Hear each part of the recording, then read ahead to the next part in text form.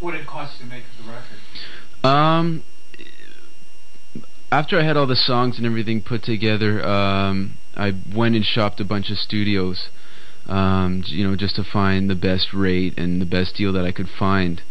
It is pretty expensive, if you're paying for a producer and you're paying for the studio time, and all these other, you're paying for a tape, and you're paying for basically time is the main thing, and so. Okay, cut to the chase. What did it cost you for your actual recording costs? Recording costs, I actually, because I was going through a friend of mine who, Matt was a friend of mine, and he wasn't charging at the professional level.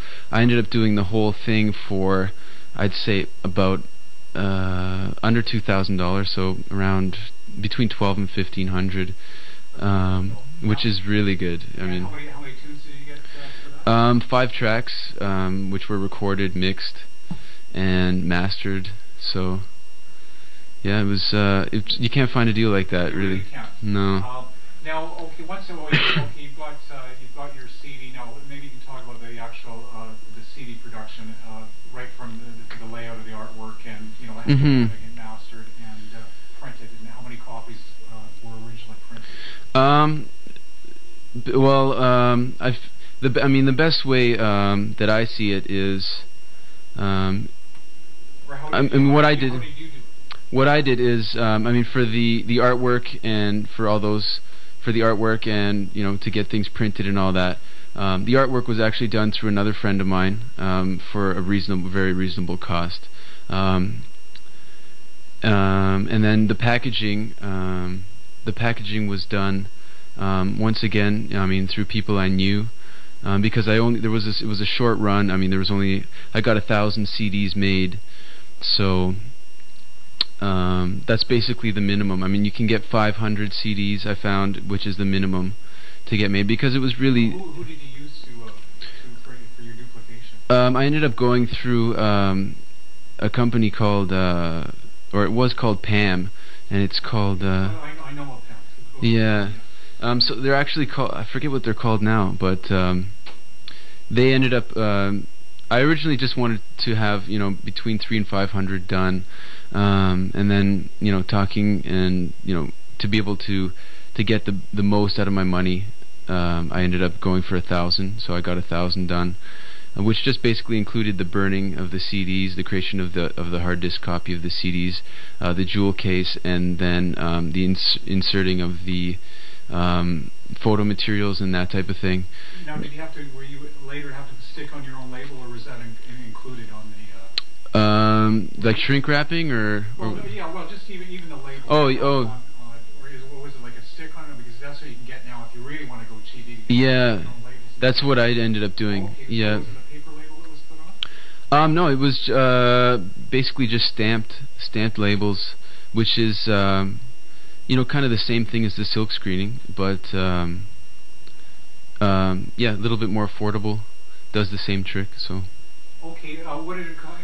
So 1,000 CDs. What did it work out per CD for you? It was like under $2 a CD. That's okay. Mm-hmm. Now let's maybe talk about your effort to distribute the material. Mm-hmm. Whether that includes stuff like sending it out for radio promotions, Mm-hmm. and possibly some distributor venues you've looked at.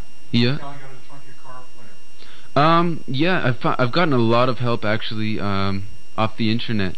My CD's being distributed in several different places, like from the UK, from the internet, as well as the States. And I found there's a lot of people who are willing to help independent bands, who are willing to kind of help themselves, or go the extra mile, I guess to say, to help their career and stuff like that. So it's really kind of infectious, and I found, and so that's a great way.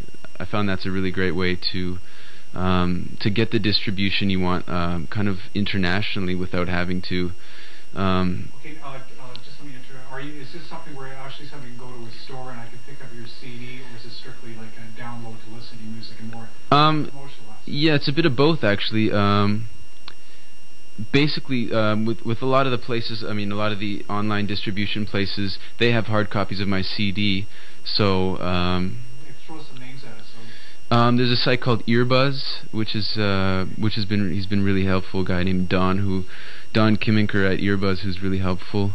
American. I think they're actually out of Massachusetts. I'm not exactly sure, but I've actually gotten a lot of sales through them from people that I've heard my music on the net, and then I'll use that web page as kind of a reference for selling material. There's a few. Now I believe I downloaded "Living in a Jungle" off mp3.com. Is that? Yeah, mp3.com's huge as well. Yeah, they've been really helpful as well. One thing I just recently found this. I don't know if you paid to have the material put up, but initially mp3.com, I believe there was like $35 or $40 for a track. But last time I was there, it appeared it was free to artists. Is that? Yeah. As far as I know, I didn't end up having to pay anything. Possibly, I mean, in the initial stages of mp3.com, they probably had like a registration fee or something. Because I actually do know some musician friends of mine who have been on mp3.com since like the beginning, and the rules have changed a little bit since then. So primarily a Strat man. So my main instrument is the electric guitar. I have it's a 1994 Fender Strat that I got brand new and financed at Long McQuaid, yeah. And what did you have to put down? Actually, I bought it straight out. I'd saved up for it, and so once I got it, it was mine. And yeah, I found like a bunch. I mean, there's for some reason it's kind of molded to my taste and etc. But because when I pick up another person's guitar, it's just not the same. So it's going to be a hard one to if I have to get rid of it for some reason or something.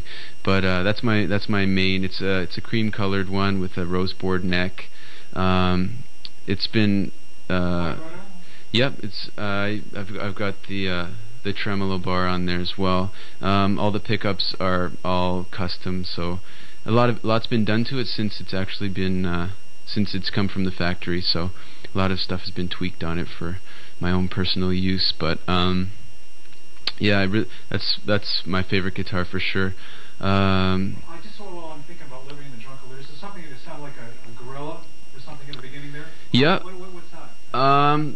Basically, it's for that track. There's a lot of stuff going on. There's the drum track. There's also recorder that's on top of that. Bunch of other stuff. There's maracas. There's shakers. Whole bunch of stuff for that African type sound. So basically, it was a section that was recorded that just kept getting looped over and over. So the live aspect of it was there as well as the sampled aspect of it. But yeah, there's a lot of instrumentation actually going on that track. Type of your preference for pedals or any particular effect that you like? Do you experiment with effects on your vocals? Vocals, it's pretty much a reverb type thing, like an ambient type thing that's put on that. Guitar effects, I really like digital delays. Some of the old the more classical effects, from the 70s, the Hendrix type sounds. I like the Univibe. I just got an electric Mistress, which is kind of an interesting. It's like a flange type effect from the 70s. That Mahavishnu Orchestra, if you're familiar with them, John McLaughlin, it was one of his effects that he used. It was really cool. Chorus type stuff as well. It all depends. It's effects. I kind of look at effects as a flavor to add to already some sort of. I guess if the track was a meal, then this would be like a spice type thing. So I'm not too heavy on effects, but they have their place definitely. Any just straight acoustic tunes on the? Yeah, there's one track called "Chemistry in Your Eyes," which is an original that. It was really spontaneous actually on the album. It was we were setting up to do another track, and I had my acoustic there. I was doing an overdub for another track, and I just kind of went into playing this song. And Matt was just like, all right, forget it, we're going to record this. And it was really spontaneous, actually. I mean, it was never really a track that I wanted to record or include on the whole thing, but it was kind of just something I was playing. He ended up setting up the mics, and we did it in, I think, 1 or 2 takes, and then it ended up being on the... it was recorded straight off the floor, and it ended up being on the album. Live performance stories. First show, I guess, was a while back when I was about 13 or 14. It was at the Elma Combo, and it was with a trio band that I'd put together, and we were heavy into Cream and Jimi Hendrix and that type of thing. So we ended up doing, I think it was like a 45-minute set of a lot of Jimi Hendrix covers. I think we did Voodoo Child and some Cream. We did Crossroads and stuff like that, and yeah, from then on, I mean, it was just such a good show. It was. You have to be appreciative of a 13-year-old going up to play right there.